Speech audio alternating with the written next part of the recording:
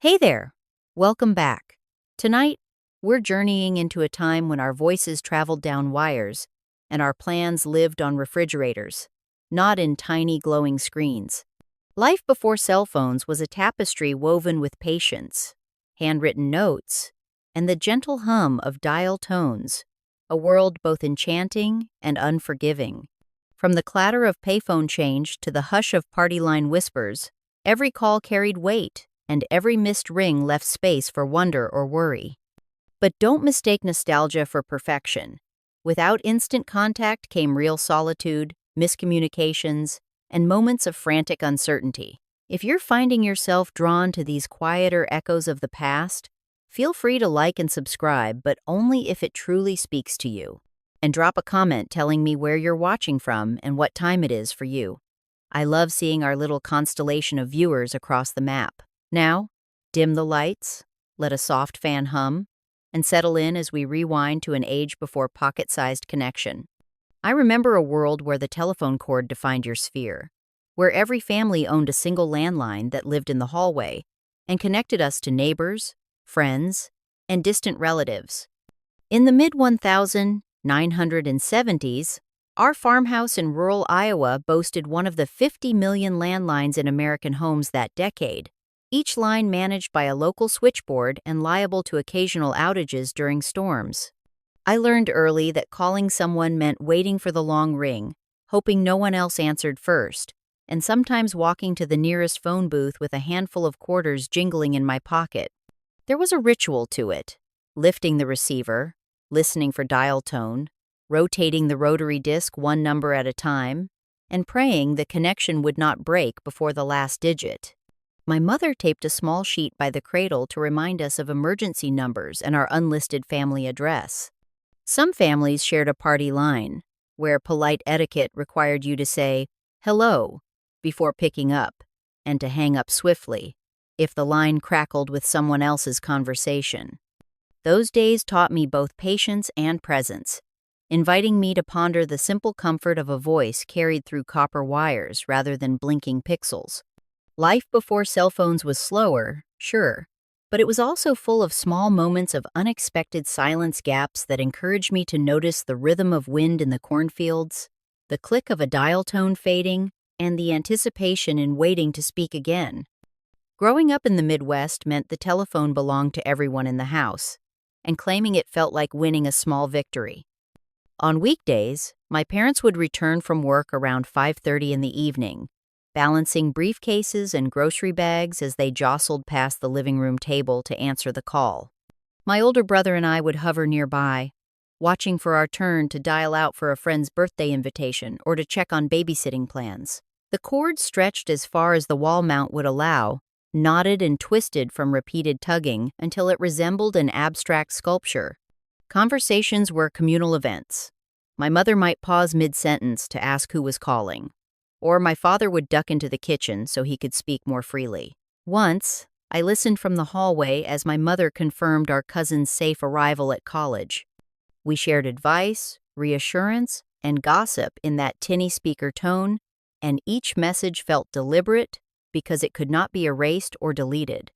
If someone needed to leave a message, we invested in an answering machine that recorded greetings on magnetic tape and clicked with mechanical precision when a new voice appeared. Listening back to a message required patience. You had to rewind the tape manually, all the while hoping the spool did not tangle. In those moments, each scratch in the recording reminded us of our reliance on simple machinery and the intimacy of hearing a loved one's voice long after they walked out the door. Life before pocket connection taught me gratitude for every word spoken, and it made each conversation a small ceremony of attention and care. Long before the era of instant pings and read receipts, our household relied on the humble refrigerator door as a communication hub. In the early 1980s, my mother would scrawl reminders on yellow legal pads and affix them under colorful magnets shaped like fruits and flowers. Each note bore simple instructions: pick up eggs, don't forget the dentist at 3, and carried the weight of expectation, because there was no quick way to confirm someone had actually seen it.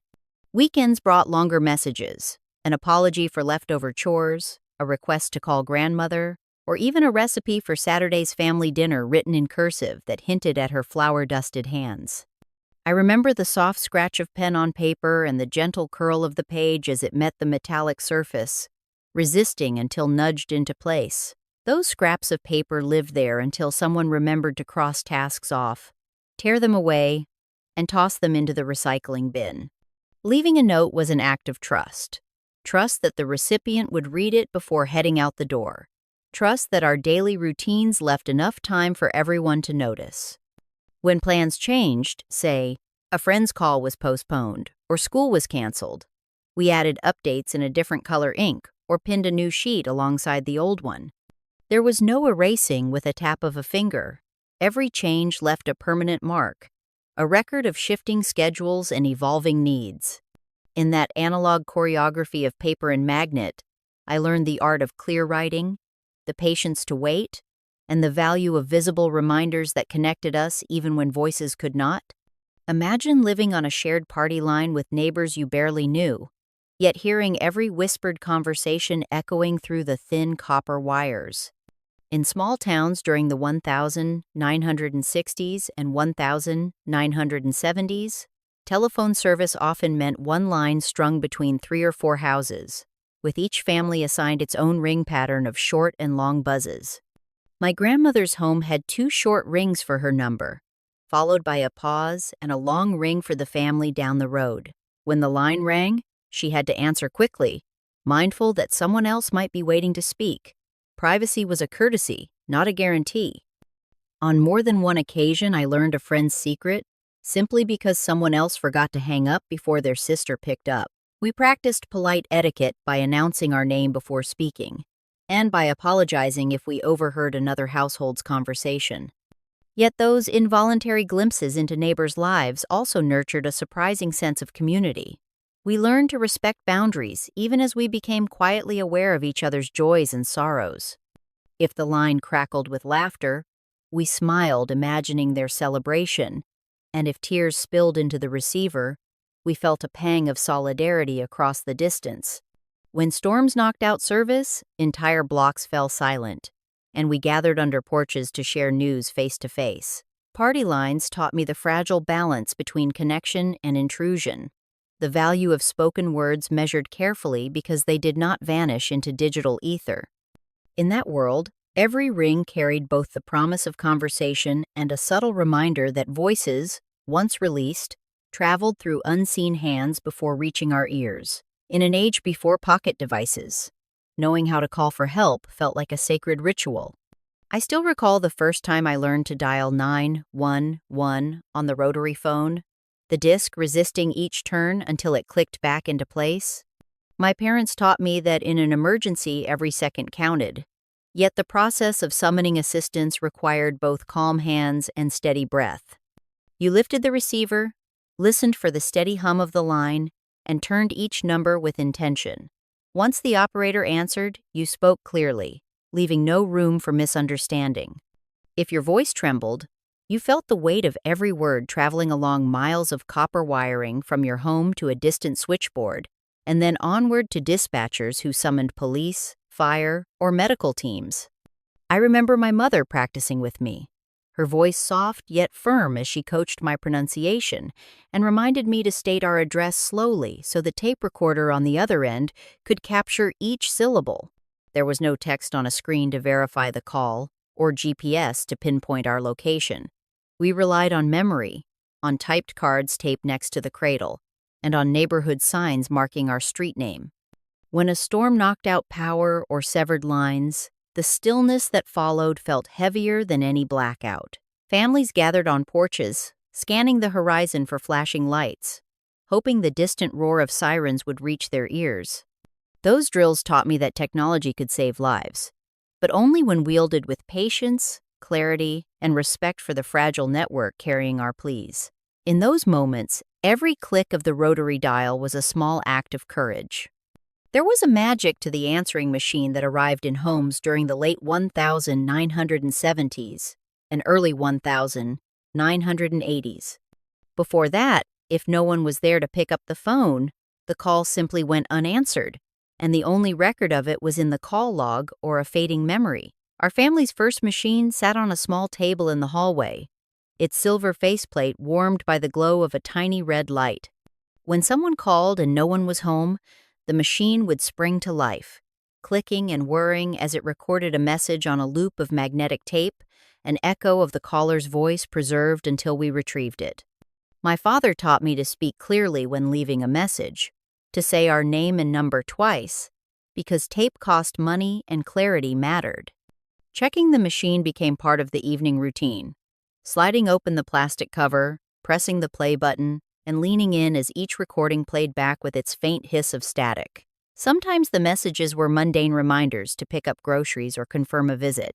Other times they carried urgency, my mother's tense voice, arranging a doctor's appointment, or my aunt's laughter, inviting us over for Sunday dinner. When the tape ran low, we heard a faint warning click and rushed to rewind it manually, hoping no important message would be erased.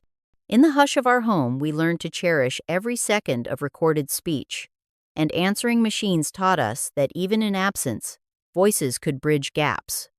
In those recorded moments, I discovered the grace of anticipation and the comfort of knowing someone cared enough to leave their words behind. In the late 1980s, teenage freedom often meant the ritual of finding a phone booth and feeding it coins for long conversations. After the final bell rang at school, I would sprint down the sidewalk to the nearest booth, pockets jingling with quarters I had saved from allowances and odd jobs. The booth stood alone under a flickering streetlight, its glass walls smudged with fingerprints, and its metal frame graffiti scarred by names and dates. I remember the slight chill of the receiver against my ear as I dialed my best friend's number, listening for the click of the mechanism and the comforting hum that told me the line was live. In that tiny enclosed space, I poured out stories about homework, crushes, and weekend plans, my voice echoing softly against the hard surfaces. Passing cars slowed as drivers watched me talking to the air, unaware of the secrets I whispered behind that curtain of glass. If the call ran long, I dropped in another quarter, careful to keep the coins from clinking too loudly and revealing my excitement. There was a thrill in uncertainty, too. What if someone else needed the booth? Or what if the line suddenly went dead in the middle of confessing my latest adventure? Without any display screen or signal bar, I had no idea how strong the connection was or how much time was left. When I finally hung up, I ran my fingers along the cool metal door, thankful for the privacy that felt both public and personal. That brief escape taught me the value of patience, the power of voice, and the joy of sharing secrets in the crackling hush of a phone booth. In an age before instant messaging and email, forging friendships across distances depended on the art of the handwritten letter. I still cherish the memory of selecting scented stationery in soft pastel hues, pressing the smooth pen to paper, and watching ink flow into looping cursive that felt almost like a secret code. My best friend lived 3 counties away, and our correspondence became a treasured ritual each month. I would fold the sheet carefully into thirds, tuck in a pressed flower or a doodle along the margin, and seal the envelope with a flourish of tape and a neatly affixed stamp. Then came the hardest part: waiting. 2 weeks or more might pass before the mailbox creaked open to reveal her familiar handwriting, and each arrival felt like discovering buried treasure. I would turn the envelope over in my hands, inhale the slight tang of postage, and slice it open with deliberate care. Inside, her words spilled forth in excited bursts, tales of school dances, summer chores, and teenage daydreams as vivid as any conversation we might have shared in person. Occasionally, a photograph slipped out, edges curling with age, and I'd study the smile frozen on glossy paper, imagining the exact moment her picture was taken. There were missteps, too. Smudged ink from a sudden rain shower, an address misspelled that sent my letter on a week-long detour, and boxes of abandoned drafts crumpled in the trash. Yet those imperfections became part of the charm, a reminder that real communication carried weight and risk. In that world, every sentence mattered because it existed only once, in that paper form. Each letter taught me patience, anticipation, and the profound joy of a voice, preserved in ink rather than pixels. Before digital reminders, our schedules lived in bound planners with crisp pages and ribbon bookmarks. I remember the blue cover of my mother's day timer, its interior organized into neat columns for Monday through Sunday. She penciled in everything from my dental checkups to weekend sleepovers with friends across town, her handwriting precise and deliberate. On the first of each month, she'd flip through the blank pages, sketching in birthdays, school concerts, and church potlucks weeks in advance. My father kept a pocket-sized date book in his coat, scribbling work deadlines and fishing trips with equal care, the ink sometimes smudging where rain droplets sneaked through his jacket. As a child, I found wonder in seeing our family's year unfold in those little boxes. The red circles around family reunions, the triangles marking recitals, and the tiny stars next to field trips. Whenever plans changed, we crossed out the old entry and wrote the updated time in a different ink, each alteration a visible marker of life's unpredictability. If we forgot to check the planner before leaving the house, we risked missing a dentist appointment or arriving early for a playdate. Anachronisms that taught us responsibility and foresight.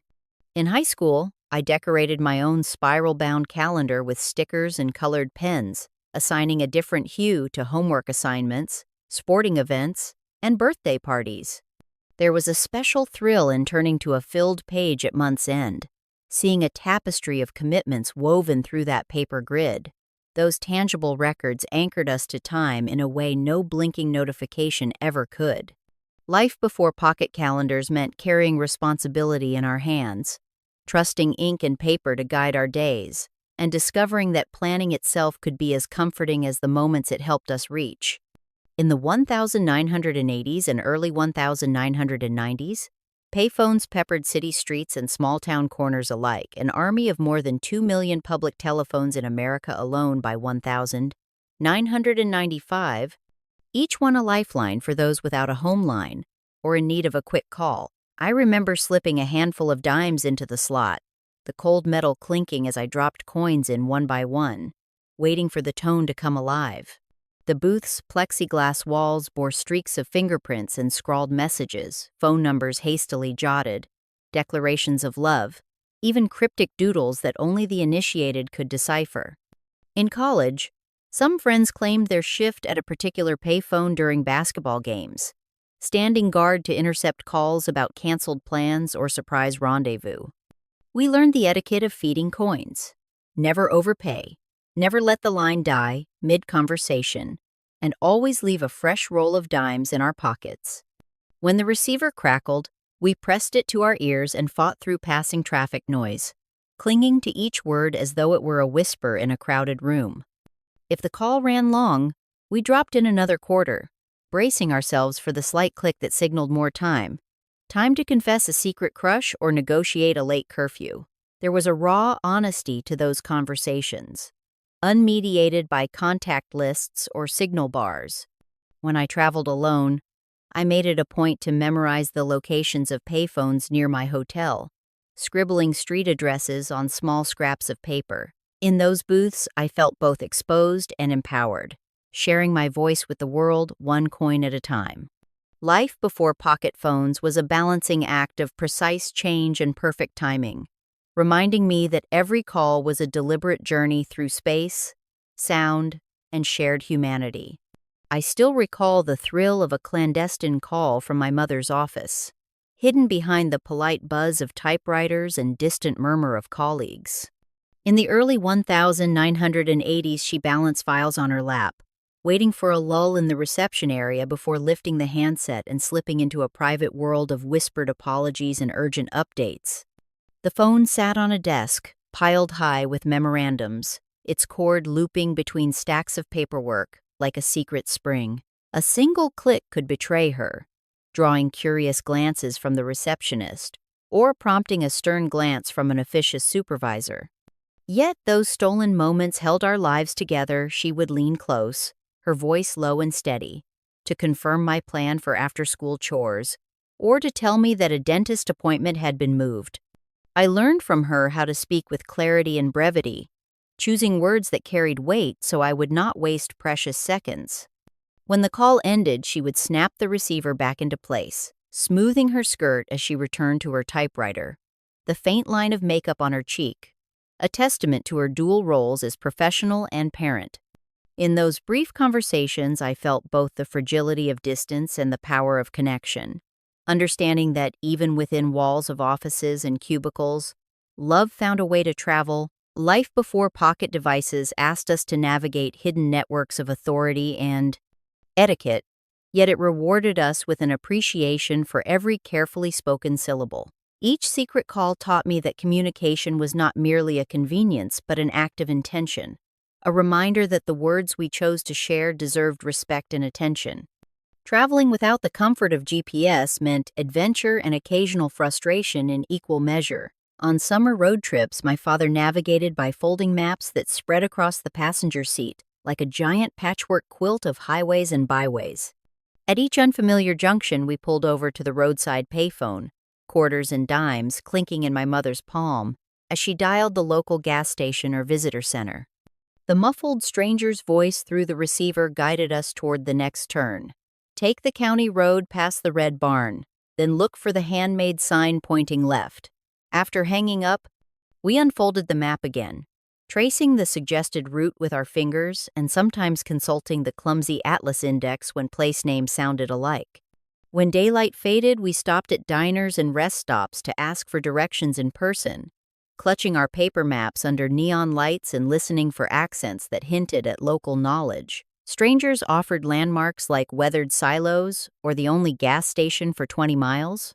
In those moments, I learned the value of human connection, the generosity of directions given freely, and the patience required when plans went awry. Occasionally, our calls to roadside operators dropped midway, leaving us to puzzle over half-heard instructions until we found another phone.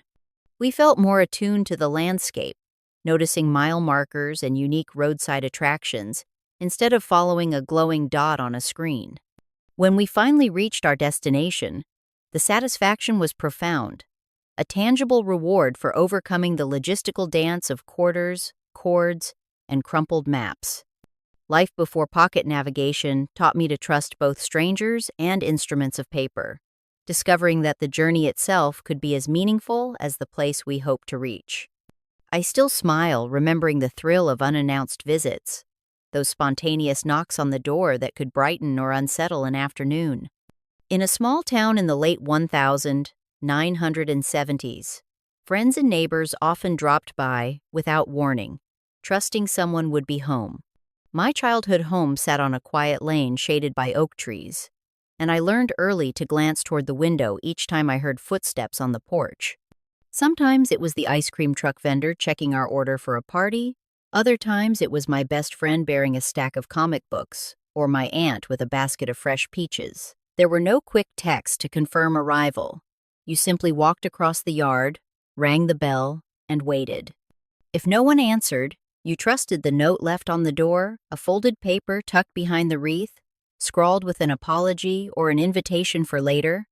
Inside, we moved in a gentle choreography, mother setting down her knitting, father pausing his afternoon paper, and my brother dropping his baseball glove to greet our visitor. Those impromptu gatherings taught me to embrace spontaneity and to value presence over perfection.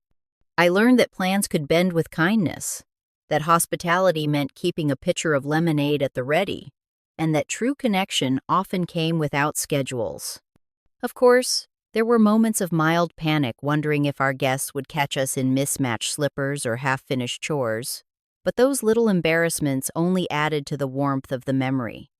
Life before pocket confirmation meant embracing uncertainty, trusting that doors left ajar invited not only friends but stories, laughter, and simple human warmth. Behind every landline and phone booth, we carried another lifeline in the form of secret journals, small notebooks hidden under mattresses or tucked into dresser drawers. I remember the worn cover of my spiral-bound diary from 1981, its pages filled with looping cursive entries about schoolyard dramas, childhood dreams, and my first uneasy crush. There was no password lock or encryption. Instead, I relied on the flimsy shield of solitude and the hope that no one would think to lift the mattress to find my unvarnished thoughts. Writing became a sanctuary, a place where I could process the day's events and rehearse conversations before dialing a friend's number or slipping a letter into an envelope.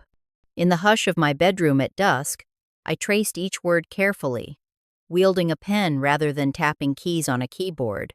When I finished a page, I would press a pressed flower between its sheets, or sketch a small doodle in the margin, tiny tokens of memory preserved in ink.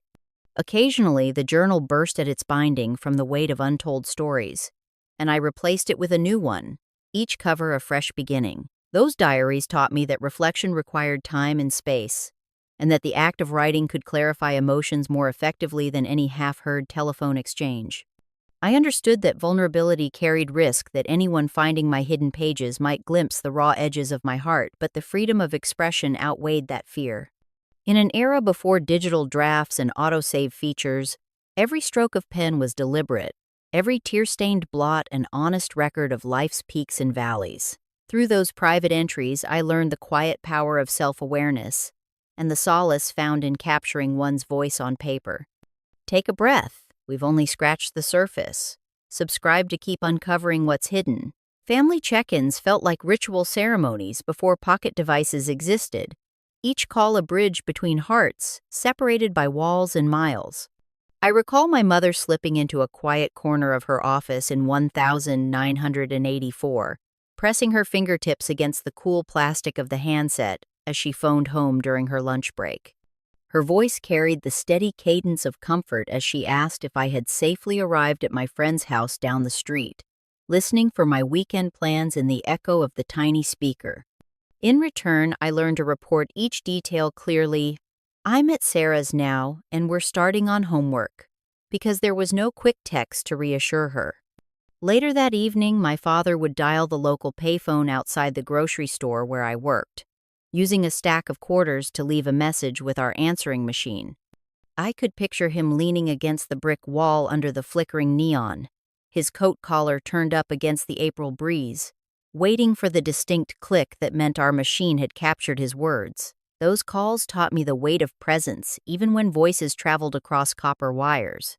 They reminded me that communication was not merely a convenience, but an act of care. A promise that someone was thinking of you midday or between tasks. When storms knocked out the lines, we waited with bated breath until service returned, our silence punctuated by the hum of generators and distant thunder. In that space without connection, I felt both anxiety and gratitude. Anxiety at the thought of being unreachable, and gratitude for every ring that followed.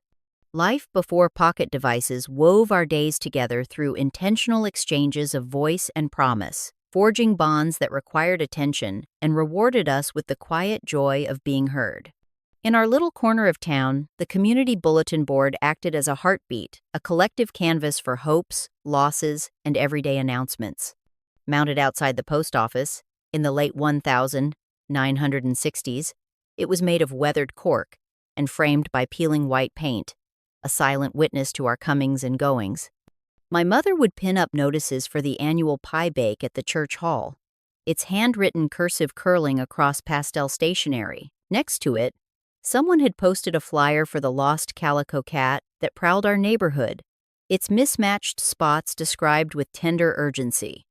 I remember studying the neighbor's neatly printed phone number, imagining a small striped creature hiding beneath porch steps or darting through hedges. Other pins carried poetry typed on mimeograph sheets, invitations to knitting circles, and hand-drawn maps to weekend yard sales. Each glance at the board revealed new stories, an urgent request for blood donors, the birth announcement of the McAllister twins in block letters, or a flyer warning of a brave new recipe competition at the community center. Sometimes the paper curled at the corners, damp from rain, and letters ran together in swollen ink. But the board never lost its hold on us. It taught me the power of public message and the intimacy within shared space. Even before the age of pocket messaging, we felt connected by those simple scraps of paper, each notice a reminder that our lives intersected in visible ways. Whenever I passed by on my way home from school, I pressed my fingertip against a glossy photograph or traced the jagged edges of a torn poster, absorbing the pulse of our neighborhood. In that analog tapestry, I learned that communication far beyond a family's kitchen created a sense of belonging and gentle accountability among strangers turned friends. Misdialed calls carried a peculiar magic, weaving chance encounters into the fabric of our daily routines. In the summer of 1978, I remember picking up the receiver, intent on reaching my friend's home, only to hear a startled voice on the other end asking, "Who is this?" I froze for a moment, realizing I had spun the rotary disc one number too far. Embarrassed, I apologized and hung up, heart pounding with the thrill of accidental intrusion. Yet those wrong numbers sometimes led to unexpected conversations. One evening, after a long day at my part-time job, I dialed the sequence I had dialed countless times, only to hear a kindly older woman's voice saying she had no idea who I was looking for but would be happy to help deliver a message. We ended up chatting for 10 minutes about neighborhood gardening tips, both of us amused by the serendipity of our connection. On another occasion, my brother called a stranger's number by mistake, and the recipient, assuming it was his own nephew, shared news of Little League scores before realizing the confusion. He laughed and gave my brother a play-by-play of the game anyway. Those misdialed memories taught me that technology's imperfections could become opportunities for human warmth. Each mistaken ring reminded us that beyond the digits lay real people with their own stories, ready to turn a wrong turn into a shared moment. In an age without contact lists or caller ID, every call, intentional or not, held potential for surprise. We learn to embrace the unpredictable, to apologize with sincerity, and occasionally to savor the novelty of voices we never expected to hear. Life before instantaneous dialing mishaps taught me that connection sometimes arrives unbidden, shaping memories in ways no schedule could predict. In the days before RSVP buttons and digital invites, planning a date felt like orchestrating a small theatrical production. I can still recall the tremor in my voice the afternoon I decided to ask Emily to the school play. I slipped a folded note into my pocket, the paper creased from nervous fingers, and waited until third period ended. When the bell rang, I slipped into the hallway, heart pounding, and dialed the payphone by the steps quarters, rattling like dry seeds in my hand. The line crackled. I hesitated, then pressed the receiver to my ear. Her mother answered, kindly but curiously, "Hello?" I cleared my throat and delivered my invitation with rehearsed clarity. "This is James Collins. May I take Emily to the spring play this Friday?" A brief pause followed, an eternity measured not in seconds but in hope, before her mother relayed a giggle and Emily's soft, "Yes." I hung up and exhaled, the world feeling both vast and intimate. There were no read receipts to confirm her reply, no last seen status to gauge her excitement. Instead, I trusted her mother's words and the weight of that single, tangible yes echoing in my mind. I spent the next 2 days rehearsing my lines, ironing my best shirt, and imagining the moment I would walk her to her seat under the flickering auditorium lights. Life before instant digital confirmations taught me that anticipation could heighten every detail: the feel of a school tie, the scent of old velvet curtains, and the thrill of knowing that a simple question asked sincerely carried the power to shape an evening's memories. Memorizing emergency numbers was a rite of passage, an unspoken contract between children and the wider world. In the mid-1980s, I learned fire department and police station phone numbers by heart, repeating them under my breath like secret mantras during safety drills at school. There was no speed dial or digital contact list, just a small card taped beneath the handset of our corded phone, listing 911 in bold print atop the local fire chief's direct line. My parents impressed upon me the gravity of those numbers and the importance of clear communication if danger struck. During tornado season, when dark clouds rolled across the prairie sky and the wind rattled window panes, we practiced dialing drills at home. I would lift the receiver, wait for the hum of the copper wire, and turn each rotary click confidently. If my voice trembled, my father coached me on speaking directly into the mouthpiece, stating our address and the nature of the emergency. I remember one summer afternoon when a neighbor's barn caught fire. I watched the embers dance across the wooden siding from my bedroom window, then raced to the phone and dialed 911. My hands shook, but I recited our street address precisely, and within minutes, the distant wail of sirens cut through the heat haze. Without GPS guidance or automated location data, those sirens came from careful coordination between operators and crews who trusted the words flowing through their switchboards. After the blaze was contained, I felt awe at the power of simple digits and the responsibility that came with knowing them. Life before click-to-call meant every emergency plea was an act of determined intent, a reminder that technology only saved lives when guided by steadied hands and clear voices. In the early 1980s, when I had just graduated college and taken my first job at the local bank, the notion of speaking from the road felt like science fiction. My boss, always eager to impress clients, drove to meetings with a bulky mobile phone nestled in a briefcase. I remember watching him flip open that clamshell unit, its antenna extended like a radio mast, and hearing the distinct buzz that meant he was connected even while cruising down Main Street. He'd park in the lot, lift the handset, and conduct transactions with weighted seriousness, eyes darting between passing cars and the tiny rotary dial. To me, it seemed magical. His voice traveled through radio towers rather than copper wires, allowing him to juggle numbers and reassure anxious customers before he even stepped inside their offices. Yet there was no pocket convenience. He lugged the entire case, cord dangling like a tether, and paid steep call charges by the minute. Once, during a snowstorm, he dialed our branch manager from a roadside rest stop, his voice crackling with cold as he rerouted fund transfers to prevent late fees for a stranded client. Afterwards, he handed me the handset so I could marvel at the technology, feeling the warmth of his breath through the mouthpiece and the thrumming hum of distant transmitters. That day, I realized early mobile communication carried both promise and burden. It kept business moving but tethered people to work in moments that once belonged to family and quiet reflection. Life before instant connection taught me that progress often arrived in heavy packages, reminding us to weigh convenience against the calm we left behind. Quiet spaces like libraries demanded a different kind of etiquette, where even the hum of a telephone could feel intrusive. In the early 1970s, public libraries permitted calls in designated booths lined with bookshelves, each one insulated against the hush of readers. I remember waiting my turn behind a tall stack of history volumes, fingertips brushing faded dust when I finally reached the phone's glass door. Inside, the speaker crackled as I dialed my mother to say I'd be late returning home because of a group project. I kept my voice low, mindful of those buried in pages mere steps away, and marveled at how a single conversation could ripple through the quiet aisle.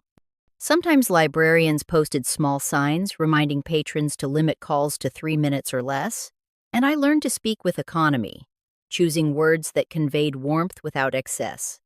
If I needed more time, I scribbled notes on a scrap of paper, page numbers for research, names of friends, or things to ask so I could hang up promptly and resume silence.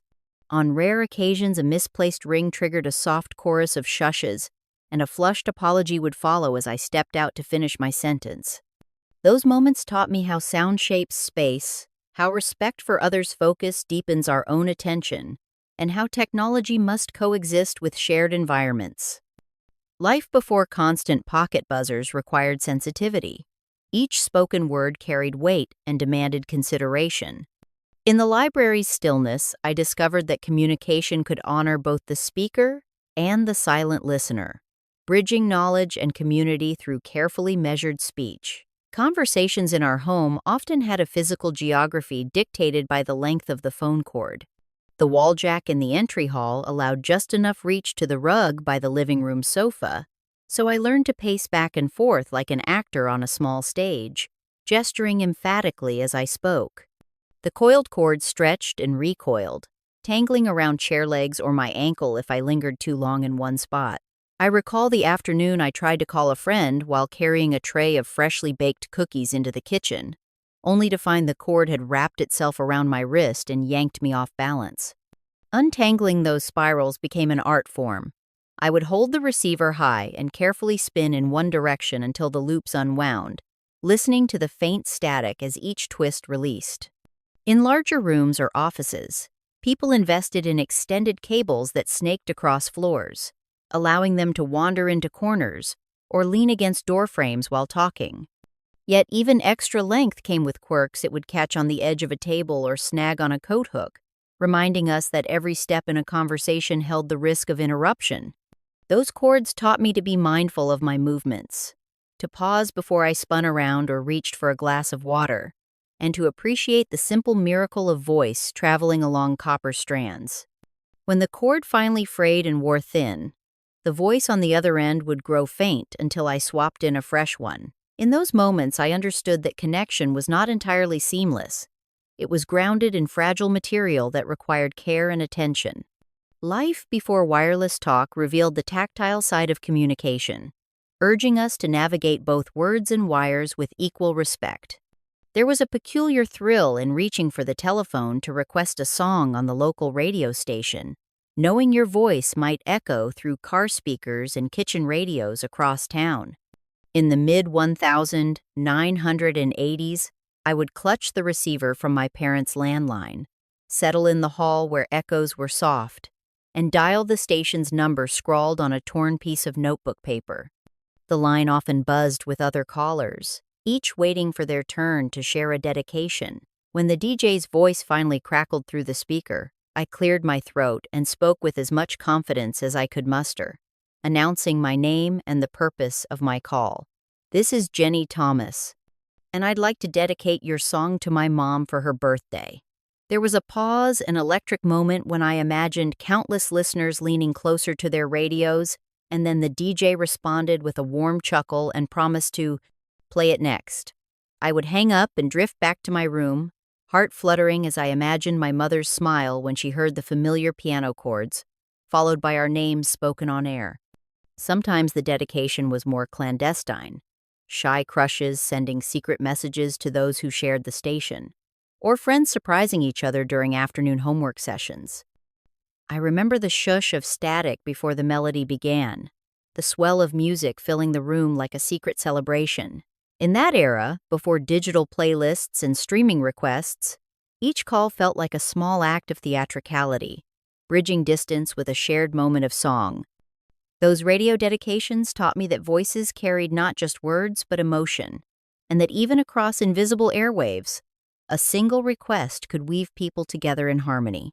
Road trips carried a different kind of connection before cell phones, one that depended on a single shared device tucked away in the glove compartment. My parents owned one of those early car phones that looked like a brick, its handset mounted on the dashboard and its base hidden beneath the seat. On our family trips to the lake cottage, my father would flip the heavy handset open at dusk to check messages while the radio played softly. We passed it around in turns, my brother and I pressing our ears to the receiver as we called ahead to reserve cabins or confirm dinner plans. The line crackled with static as we spoke into that chunky microphone, our voices mingling with the hum of the engine and the soft shush of passing tires. If the signal grew weak, we edged the car toward hilltops or pulled over under tall pines until the voice on the other end became clear again. There was no screen to tell us signal strength, only trial and error, sweaty patience, and the hush of expectation. After each call, we placed the handset back in its cradle with deliberate care, mindful that one dropped clip could sever the connection for hours. Those moments taught me that communication was an act of sharing space and responsibility. We learned to speak succinctly, to plan our questions before pressing the talk button, and to appreciate the rarity of voice reaching beyond our windows. When I finally held my own modern phone years later, I remembered the weight of that communal handset and the way it made every call feel like a special event.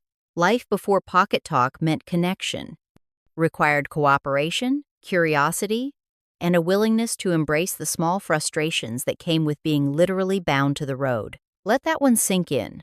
When you're ready for the next mystery, hit subscribe.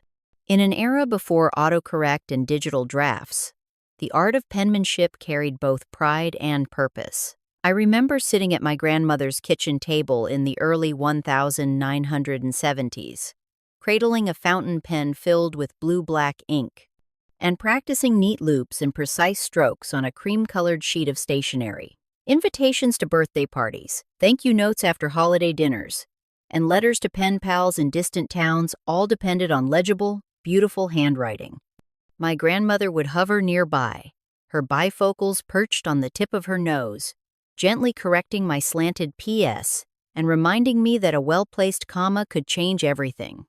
Each flourish of the pen required intention pressed too hard, and the paper would tear, let up too much, and the ink might skip. I mastered the rhythm of hand-mixed ink drying under the warmth of a desk lamp, and learned the quiet satisfaction of sliding a completed letter into its envelope without smudges. When I mailed thank you notes after Christmas, I saw how my words, penned by hand, carried a personal touch that no typed message could match. Correspondence arrived weeks later, and receiving a letter with my name written in a familiar hand felt like a gift.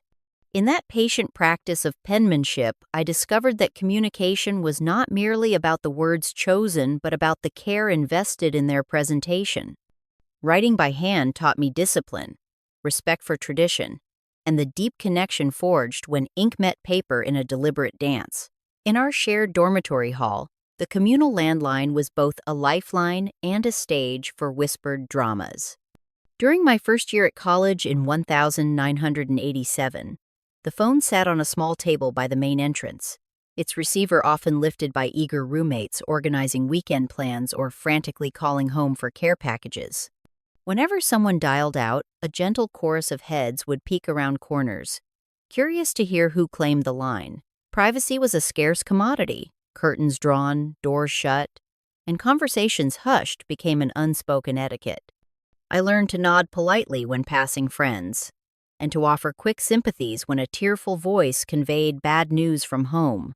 The receiver's cord stretched into the narrow hallway, tangling around backpacks and trailing across scuffed linoleum floors.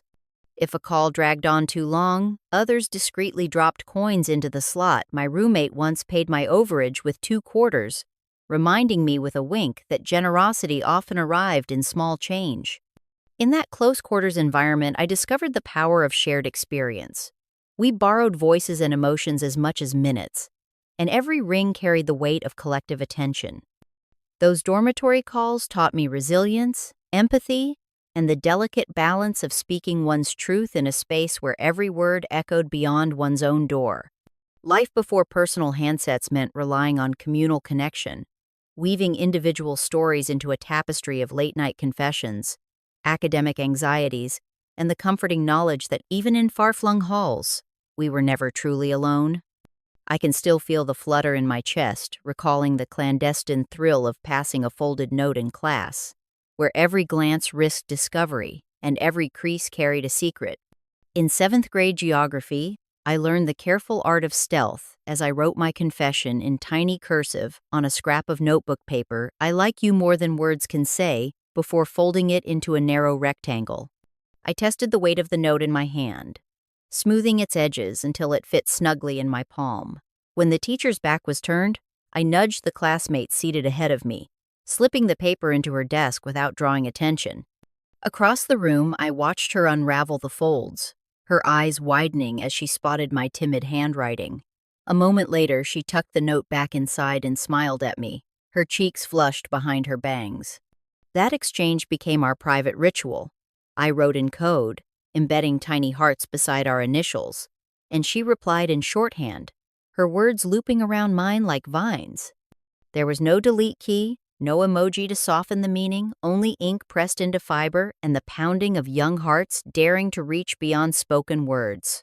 When the bell finally rang, I held the last reply against my chest on the walk home, marveling that something so small could feel so immense. Those handwritten confessions taught me the power of vulnerability and the courage required to speak from the heart. In that analog dance of pen and paper, I discovered that true connection often begins in the unlikeliest of moments and that love, once inscribed, endures beyond the passing of time. In the tapestry of small-town life, neighbors were more than distant silhouettes. They were the lifeline next door, the familiar voices at the other end of the line whenever everyday needs arose. I remember the day I ran out of sugar just before baking my mother's famous apple pie. The recipe whispered down through generations. I dialed Mrs. Thompson 2 houses away, her ring pattern distinctive and comforting in its familiarity. When she answered, I heard the gentle wheeze of her reclining chair and the soft ticking of her mantel clock. I sheepishly explained my predicament, imagining her kindness through the static. She pressed powdered sugar into a small brown paper bag and waited by her front porch swing, humming a tune until I came to collect it. On other mornings, I arranged childcare swaps by telephone, promising to return my mother's favorite casserole dish when the kids had grown tired of playing in the yard. Each call was a dance of mutual trust, a shared acknowledgement that our lives, though separate, were deeply intertwined. When the power went out after a summer storm, I rang my neighbor to borrow her hand-crank radio so I could learn when the outage would end.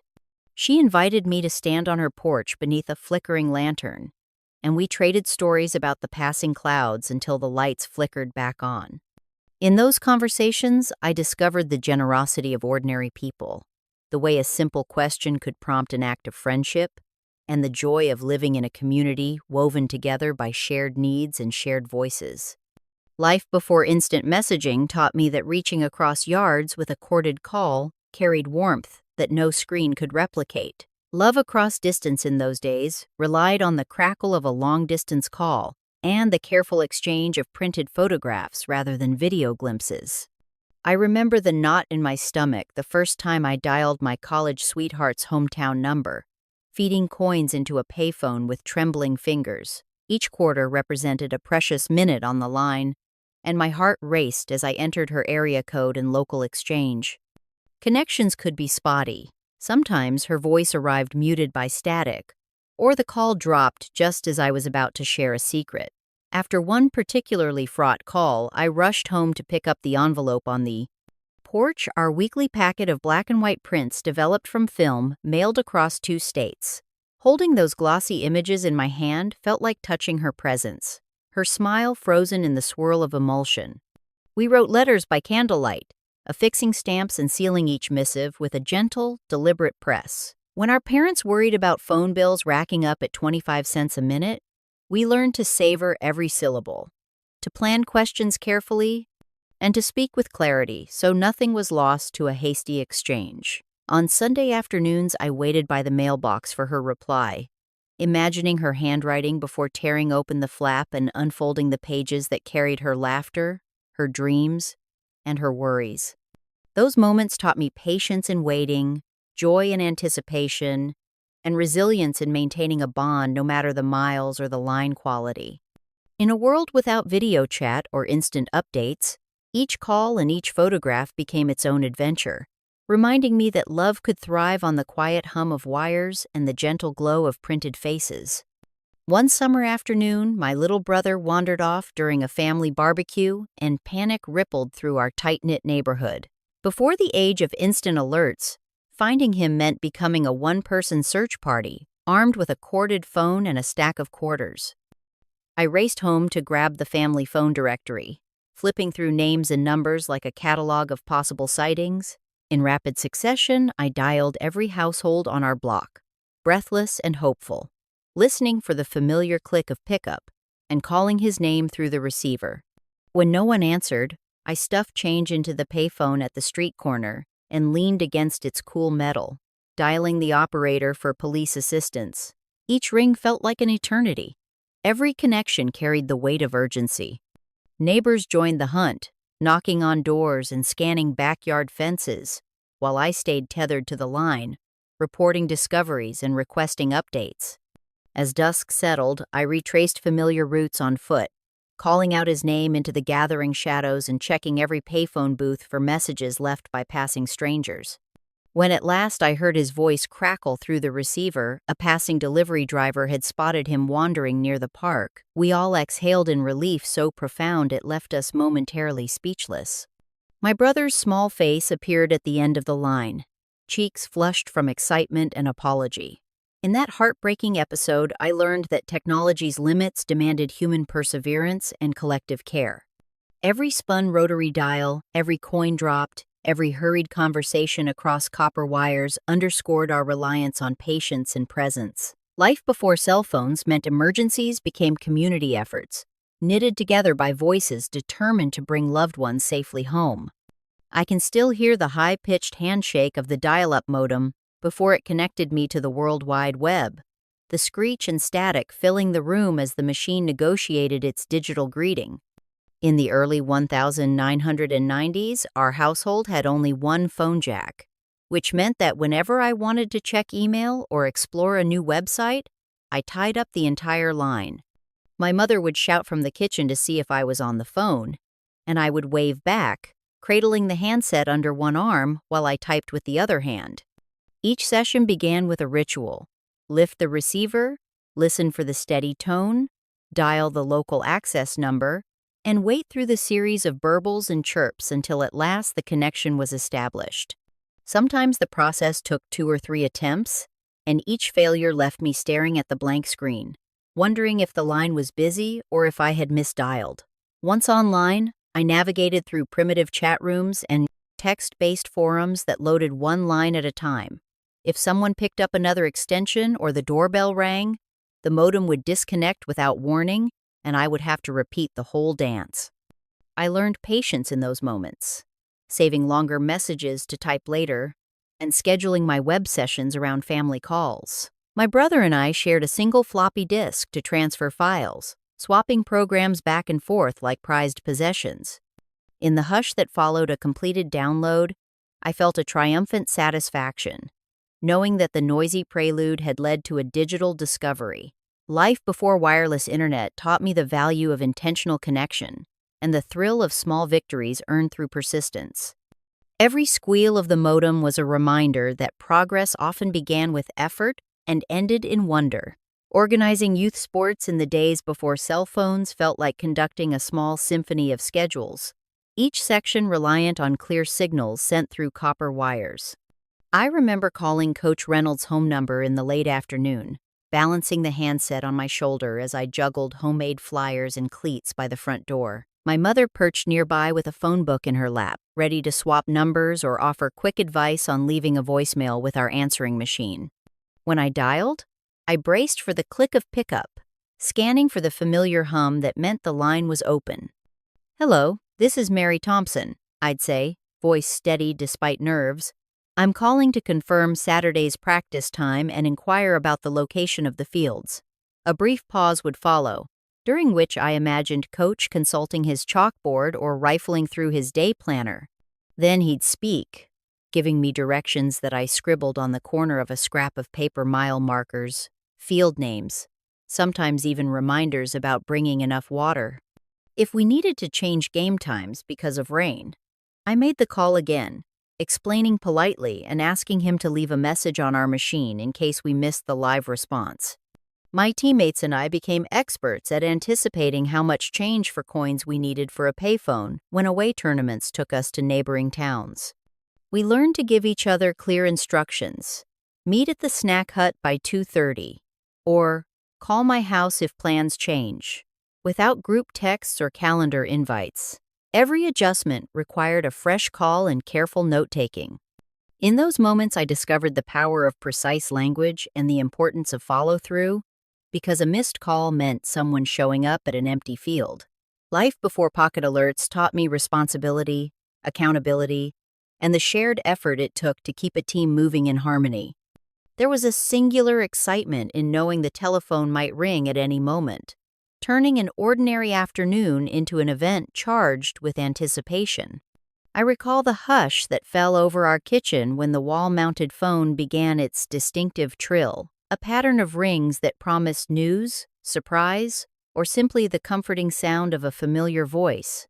We would pause mid-bite of the evening meal, forks lingering in midair, as my father rose slowly from his chair and crossed the room with deliberate steps.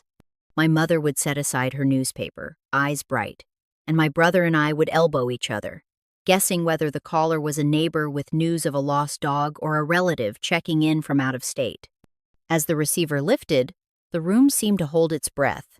Every word spoken afterward carried extra weight, whether it was a casual invitation to a weekend picnic or urgent instructions about an unexpected visit. I learned to listen for subtleties, the slight tremor in a voice that hinted at worry, the joyful lilt that foretold good news, the soft pause that said more than words ever could. After the call ended, the echo of the ring lingered in the air like a fading melody, and we returned to dinner with something new to talk about, our conversation enriched by whatever had just passed through those wires.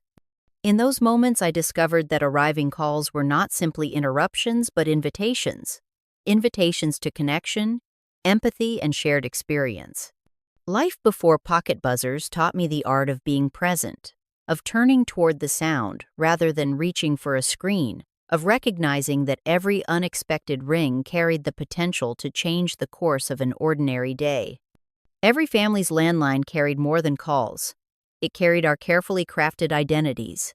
I remember recording my first outgoing message on the answering machine, my voice pitched in an earnest attempt at warmth and clarity. I stood before the tape deck, cleared my throat, and spoke slowly. "Hello, you've reached the Mitchell residence.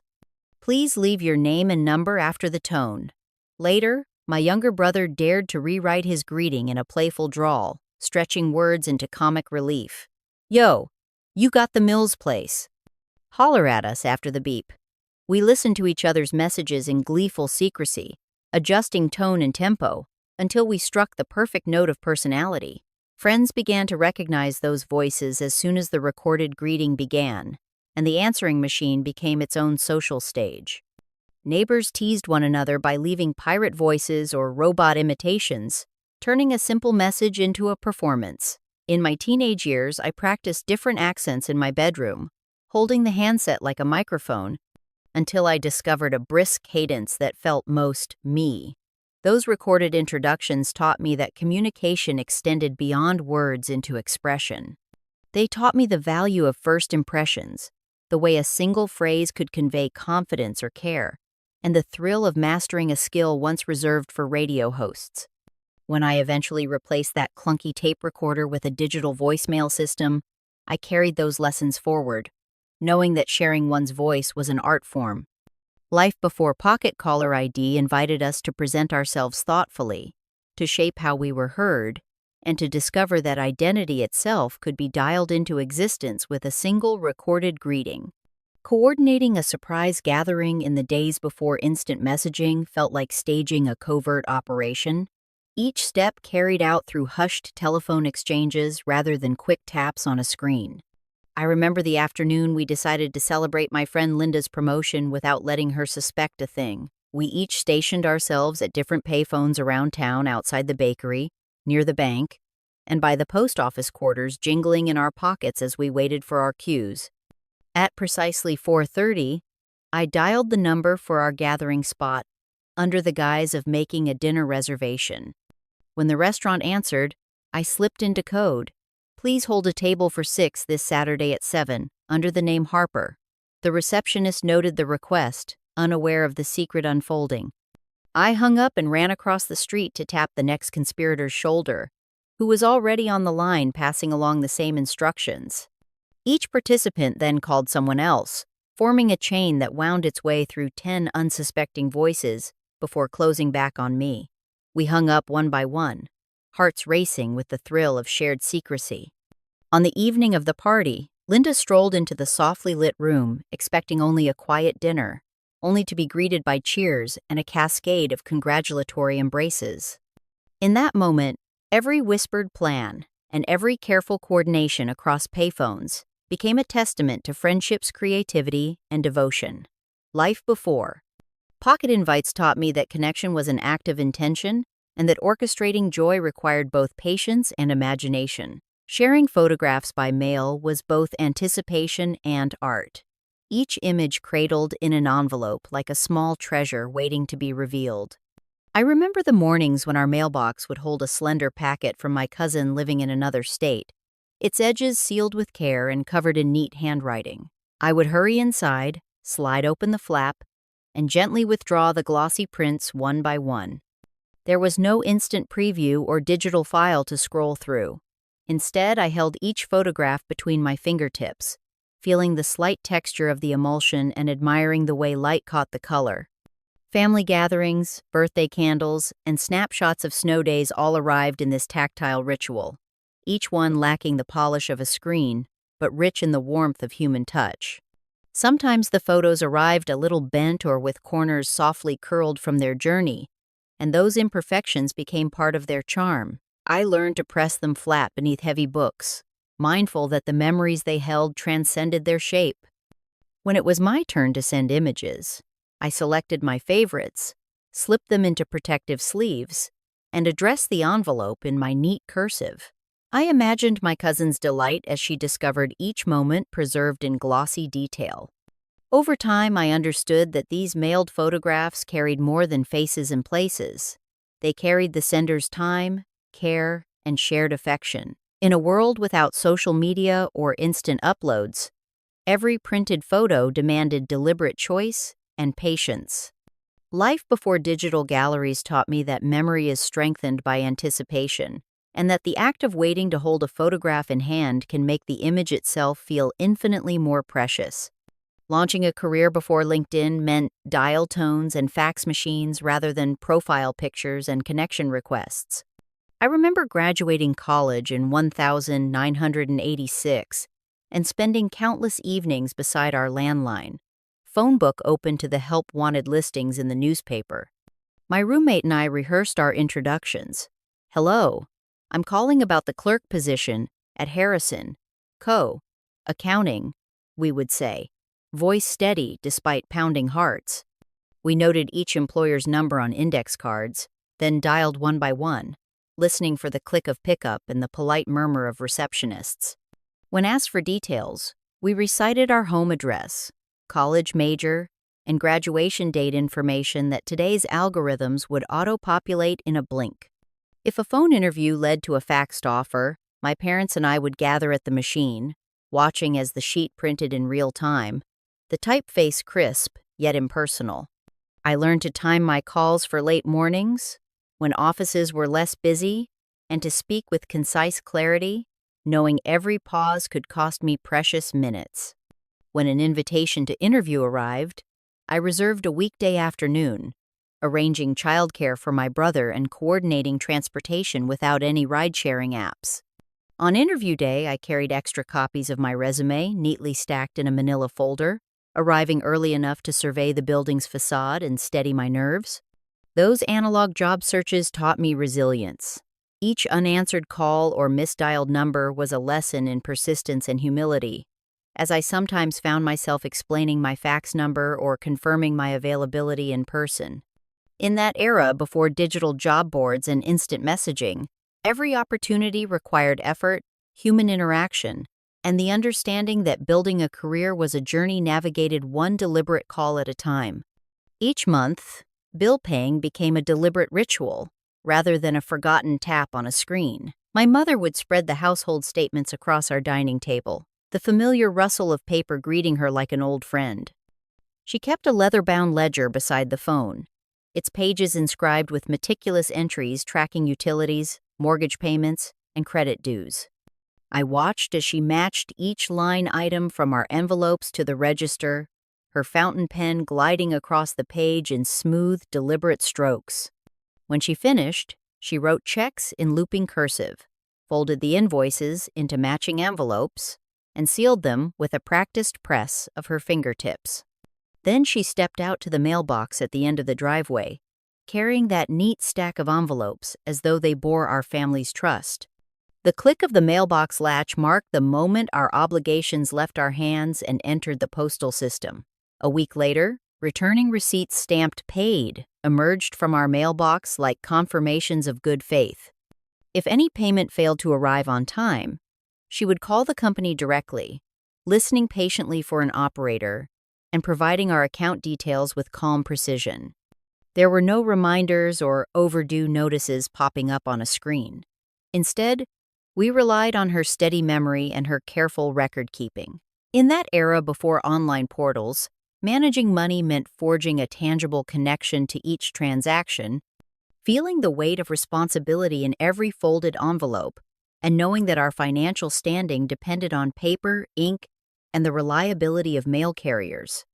Those bill-paying rituals taught me discipline, accountability, and the satisfaction of settling debts through actions rather than clicks.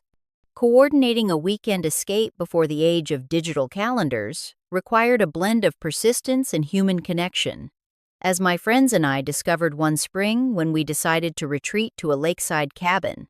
With no group chat to gather responses in an instant, we formed a phone tree that wound through each household like a living chain of trust. We gathered in my apartment's cramped kitchen, pens poised over scraps of notebook paper, and assigned each person 2 or 3 contacts to call. At precisely 6 o'clock, my roommate dialed the first number and relayed our plan. Meet at the bus station at 8 on Friday. Bring blankets and snacks. Split fuel costs evenly. As soon as that call ended, the next volunteer leapt to a nearby payphone downtown, feeding it quarters to pass along the details. Each exchange demanded clarity and brevity, because every second on the clock cost money, and every dropped line meant another round of calls. When someone's schedule conflicted with our proposed time, we paused the tree and rewound our steps, phoning back each household to suggest an alternative. Laughter and occasional groans accompanied each successful connection, reminding us that coordination was as much about camaraderie as logistics. When Friday evening finally arrived, we stood under the flickering awning of the bus terminal, duffel bags slung over shoulders and excitement humming louder than any engine. Boarding the bus felt like triumph, each ticket stamped marking our collective effort. That weekend by the water, as we roasted marshmallows over a crackling fire and shared stories beneath the stars, I realized how much intention lay behind our gathering. Life before pocket calendars required hands to turn numbers on a dial and hearts to trust voices carried through copper wires, teaching me that every shared adventure began with patient planning and genuine human connection. When the river crested in springtime and threatened to spill over its banks, our neighborhood relied on a web of landlines and shared resolve rather than apps or alerts. I remember the afternoon the sky turned slate gray and the rain pounded against our windows, sending our street sign spinning on its post. The moment my father saw the water lapping at our driveway, he grabbed the cordless extension in the kitchen and called Mrs. Alvarez 2 doors down, then Mr. Patel around the corner, asking if they could bring sandbags. In turn, they phoned their neighbors, until a dozen households were linked by the urgent click and crackle of copper wires. Within an hour, we formed a chain by the riverbank, passing damp sandbags from hand to hand, each placement guided by voices delivering precise instructions over the din of rushing water. Somewhere in the middle of that line, I held a sack heavy with grit, listening to the distant wail of the local station's weather report on a transistor radio, and then relaying updates to the next caller in our improvised emergency network. No text message chimed in to say help was on the way, just our own coordinated effort and the skill of mapping spoken words to action.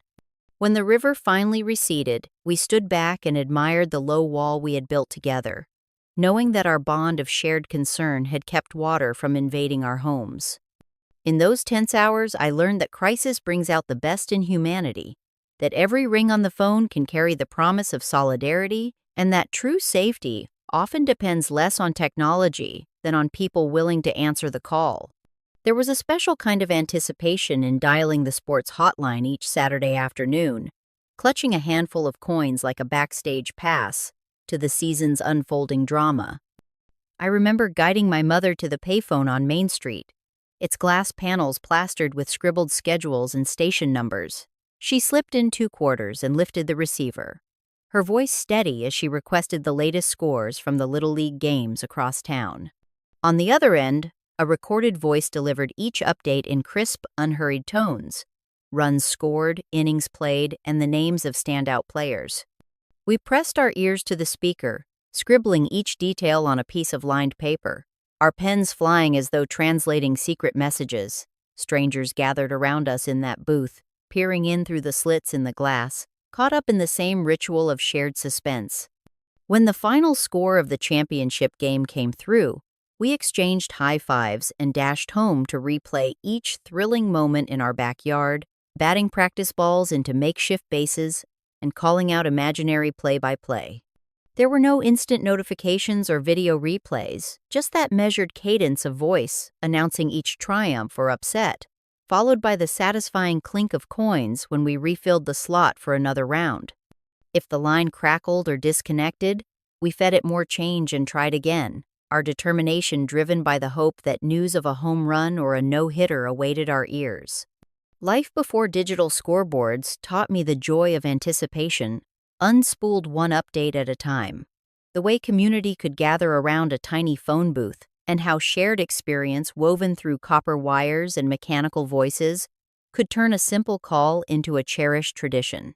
Losing something precious before the age of digital tracking turned every disappearance into a heartfelt quest. I still remember the day my favorite leather wallet slipped from my pocket on the crowded bus. The weight of its contents, family photographs, a treasured coin collection, and a handful of pressing errands vanishing without a clue. Panicked, I retraced my steps, racing, back to the bus stop where the driver had gone on break. I dialed the transit office from the nearby payphone, quarters trembling in my hand, and left a message pleading for any recovered items. Then I called the public library across town, where I'd been studying, hoping someone might have turned it in among returned books. Each call felt like casting a net into the unknown, trusting that strangers might notice and care. At the coffee shop where I grabbed my morning latte, I spoke softly into the receiver, describing the wallet's distinctive stitching and the initials embossed on its flap. A week passed with no word, and I balanced hope with steady resolve, calling each location again, leaving a polite note of reminder, and slipping a tear-stained letter beneath the librarian's office door. Then, one afternoon, the phone crackled to life as I returned home. A gentle voice from the bus depot said they had my wallet, safe inside a lost-and-found bin. Relief washed over me like warm sunlight through stained glass windows. I rushed to retrieve it, each coin still in its place, each photograph intact. In that moment, I understood that community lives in the smallest acts of honesty. The barista who handed in a stray item, the librarian who placed it aside, the transit worker who listened to my plea. Life before GPS-enabled locators taught me that gratitude is the echo of civic kindness, and that human connection can rescue what seemed irrevocably lost. When the river swelled under relentless spring rains, our neighborhood united through a web of landline calls and collective determination, rather than app alerts or social media posts. I remember the afternoon, the sky darkened and thunder rumbled across the fields, sending heavy droplets pounding against our windows. My father spotted rising water at the driveway's edge and immediately reached for the cordless kitchen handset to call Mrs. Thompson down the street. Her distinct ring pattern answered on the first buzz, and he urged her to gather sandbags from her garage. Next, she phoned Mr. Delgado around the corner, and soon each household was looped into the emergency network, passing instructions like a carefully choreographed dance. Within minutes, we formed a human chain along the riverbank, passing wet sacks of sand from one pair of hands to the next. I held the fourth bag in line, panting as I lifted it overhead, its grit pressing into my palms and seeping through the burlap. All around me, voices carried above the roar of water, relaying updates from a battery-powered radio someone had borrowed from a neighbor. Without digital mapping or location services, every step depended on trust in each caller's clear directions. Move 2 paces left, or brace the sandbag here. When the water finally receded, we stepped back to admire the low barrier we had built together, knowing our combined effort had spared dozens of homes from flooding. In those tense hours, I learned that true resilience springs from human connection, and that technology at its best merely extends our capacity for care. Life before pocket devices reminded us that solidarity can flow through simple rings of a telephone, weaving communities into fortresses of compassion. Traveling overseas before cell phones turned every journey into an exercise in resourcefulness and humility. I remember landing at Heathrow Airport in 1989, clutching a crumpled sheet of paper printed with my aunt's London address and a handful of British coins. Inside the terminal, I hunted for the international phone booths, their bright red frames, a reassuring sight against the gray stone walls. I fed in a few pence, lifted the heavy receiver, and waited for the operator's crisp greeting. My voice trembled slightly as I asked to be connected, careful to speak slowly around unfamiliar accents. "Operator, please connect me to Mrs. Hargreaves in Richmond." After a polite pause, the line clicked through, and I delivered my aunt's name and address from memory. I could almost see her picking up the home phone and racing to the door. Each connection felt like a tether back to family, a lifeline to familiarity, amid swirling crowds of strangers. When the call ended, I folded the protective flap of the booth's door closed and set off toward the London Underground, pausing only to watch my reflection in the glass.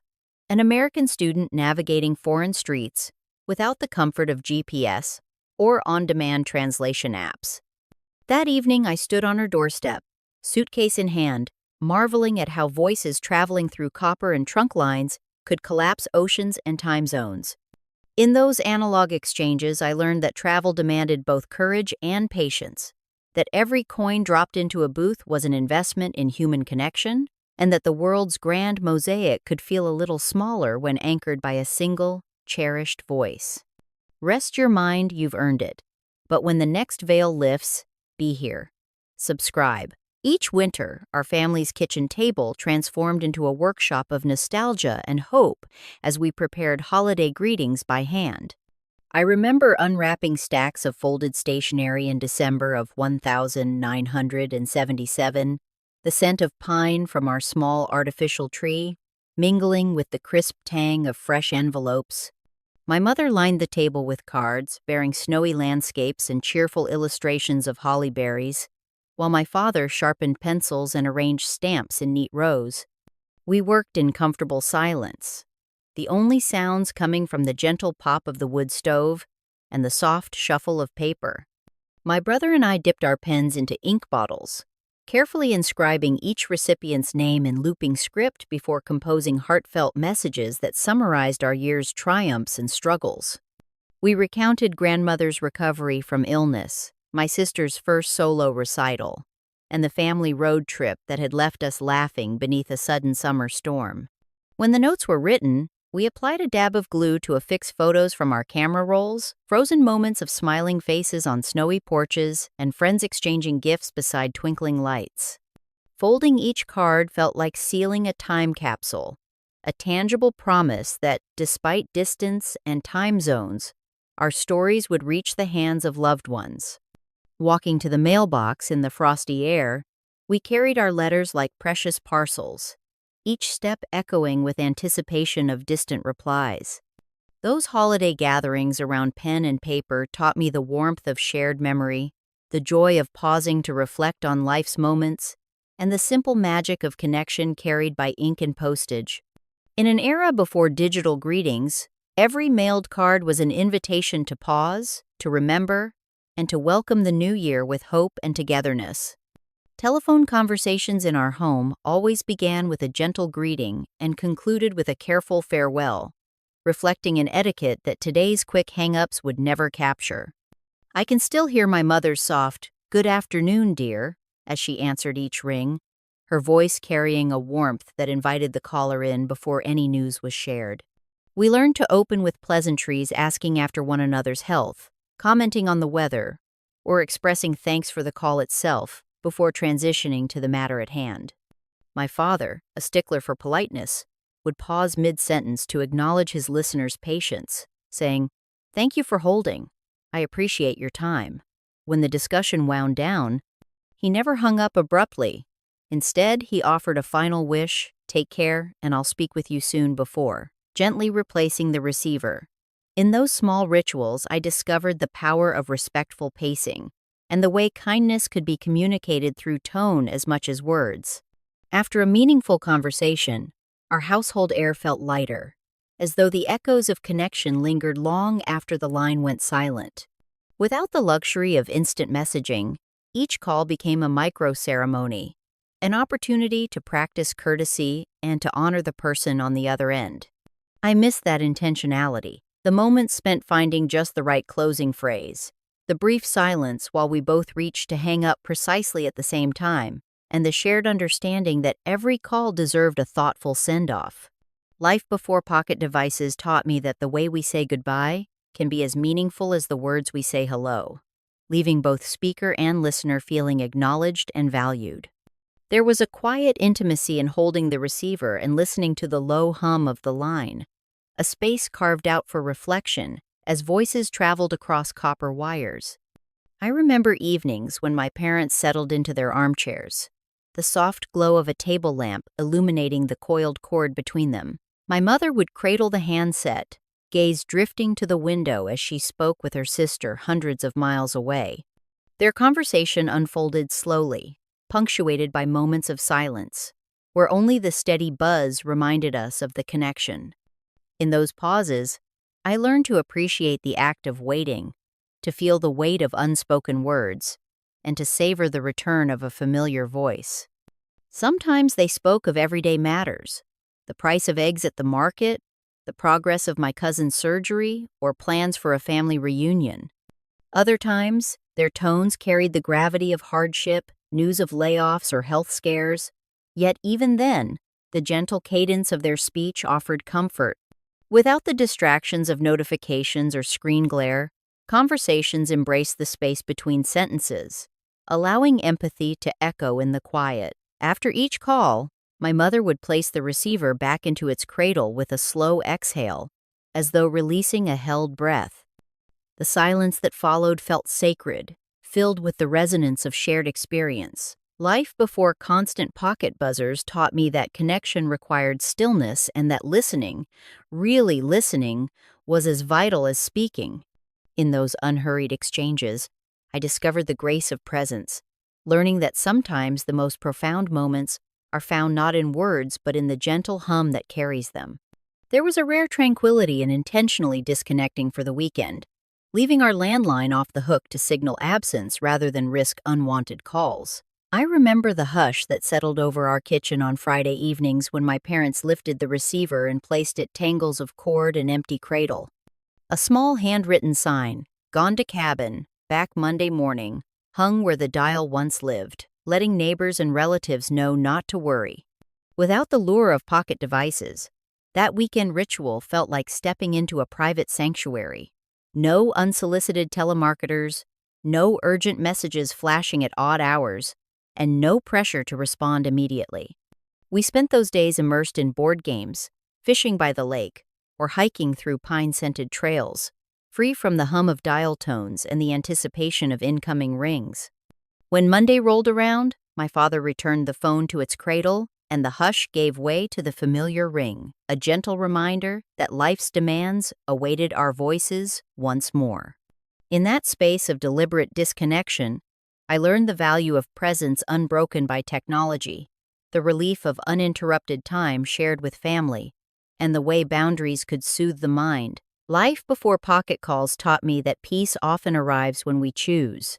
Silence and that absence of signal can become a signal itself, a declaration that sometimes the best connections happen face to face, beyond the reach of any wire or network. The first time I held a car phone in my hands felt less like convenience and more like glimpsing the future. It was 1988 when my uncle lifted the bulky handset from its cradle in the dashboard of his station wagon and pressed the large push-to-talk button. He balanced the handset awkwardly as he spoke with the deep hum of the engine in the background, confirming directions to his next business meeting. The device itself was heavy, its base unit fitted beneath the passenger seat and linked to a long curly cord that trailed across the console. Each minute of conversation cost a small fortune. Yet the novelty of speaking while driving felt revolutionary. My cousins and I clamored for turns on the line, marveling at how his voice traveled over radio frequencies rather than copper wires. When he announced his arrival at our weekend retreat, we awaited him by the lake's edge, imagining his car prowling down winding lanes. Yet the car phone's limitations were clear. Coverage gaps on rural roads, silenced calls, and dropped connections became as common as road signs. Without contact lists stored in memory, my uncle recited each number from a slip of paper tucked into his leather wallet. Despite its unwieldy size, That early mobile device hinted at a world where conversations would no longer be tethered to walls or booths. In hindsight, the awkward heft of that first handset and the fleeting moments of signal reception taught me that progress often arrives in imperfect form. Life before pocket-sized connections shimmered on the horizon of innovation, reminding me that every technological leap begins with humble steps, weighted handsets, handwritten numbers, and the bold idea that voices should move as freely as we do. Traveling for work before the era of pocket data meant transforming every hotel room and conference center into a makeshift office, tethered to landlines and fax machines rather than relying on Wi-Fi or mobile hotspots. I recall boarding the overnight train to the regional sales meeting in 1990, briefcase in hand and a sheaf of paper documents tucked under my arm. Upon arrival at the drab carpeted lobby of the mid-priced hotel, I located the receptionist and asked to place an urgent fax. Carrying my forms to the back office, I watched the machine spool out pages in real time, the printed words emerging line by line as if revealing tomorrow's headlines. Later, seated at the small desk in my room, I dialed into the company's conference bridge, using instructions on a slip of paper provided by my assistant. The phone hissed and beeped before connecting me to colleagues across 5 time zones who were already seated around a boardroom table, waiting. We discussed projections, fielded questions, and resolved last-minute hiccups by referencing spreadsheets spread across the narrow desk and the tiny viewfinder screen of the fax machine. When problems arose, missing presentation slides or mismatched figures, I leapt from my chair to the lobby's shared printer, sending another round of documents and racing back to resume the call before my allotted time expired. There was no email to send files instantly, nor an app to check for changes. Each document bore the smell of printer ink and the weight of manual updates. In those early travels, I learned resourcefulness, adaptability, and the importance of clear verbal summaries when paper trails tangled. Life before instant connectivity taught me that collaboration often required physical presence, repeated confirmation, and the tangible reassurance of a printed page held in hand.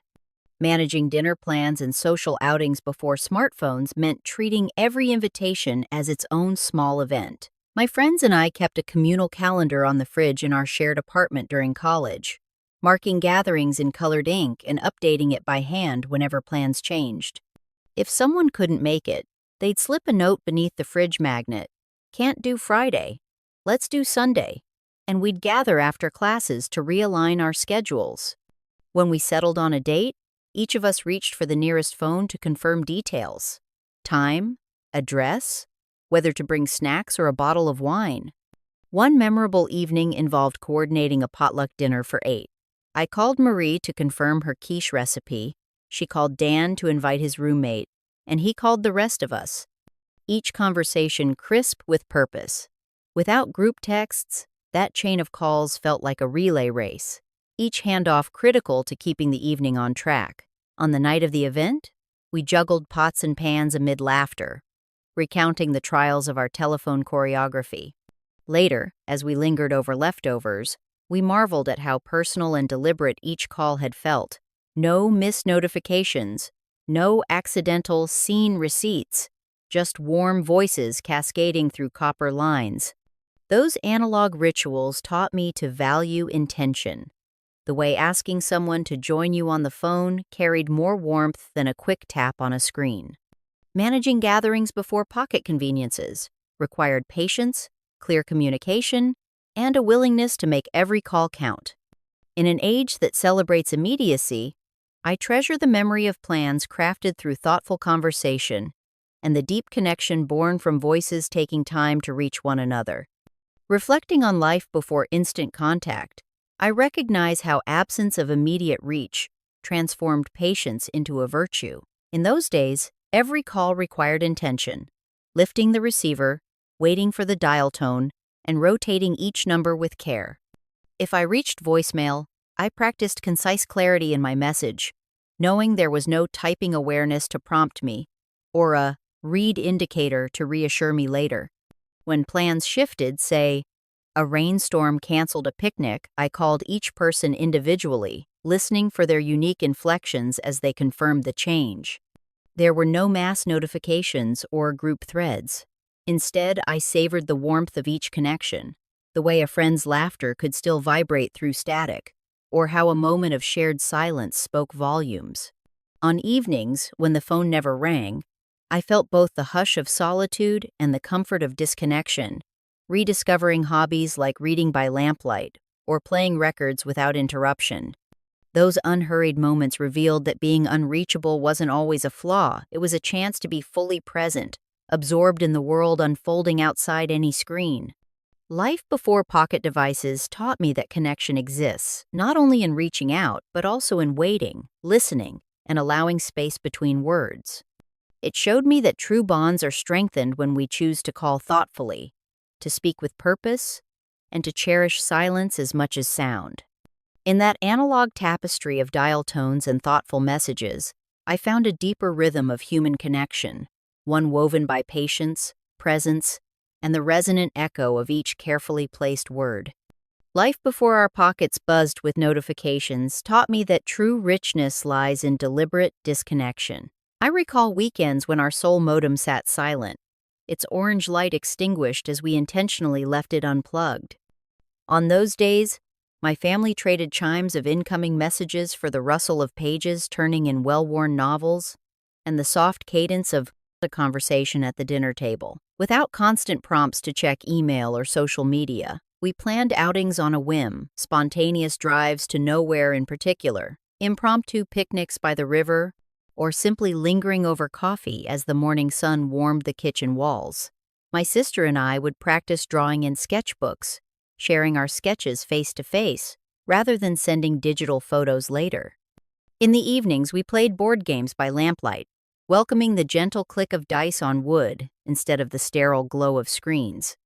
Those rhythms taught me that presence is a choice, the choice to leave devices behind, to trust that moments will unfold without being captured or broadcast.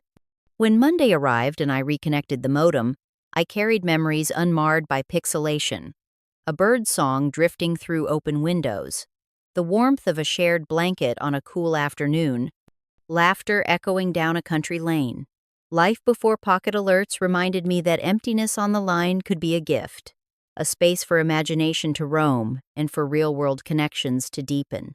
In that analog interlude, I discovered that unplugging isn't about loss, but about reclaiming the full richness of time, attention, and human connection.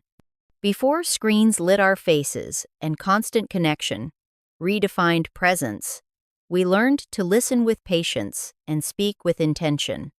In those days, conversations threaded through copper wires carried the warmth of human breath and the subtle inflections of emotion, unmarred by autocorrect or the glare of backlit displays.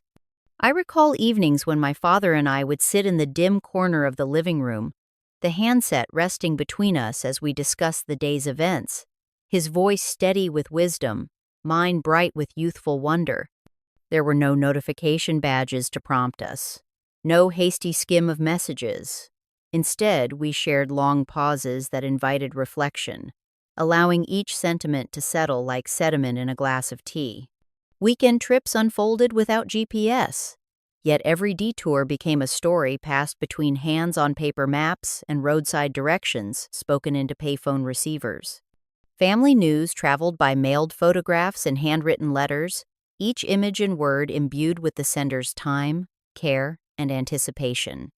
Emergencies summoned calm resolve, dialing 5-digit numbers on a rotary, stating our address clearly, and trusting voices on the other end to marshal help. Celebrations were planned through careful phone trees, surprise parties, choreographed by whispered relay calls, and heartfelt dedications broadcast on local radio waves. In that analog tapestry of voices and paper, we discovered that connection is more than convenience. It is an art of presence, attention, and shared vulnerability. Life before cell phones taught me that true bonds are forged not by the speed of a tap, but by the depth of listening, the courage of deliberate outreach, and the grace of moments unhurried by digital demands. That was one layer. Take a moment, then subscribe, and we'll go deeper next time.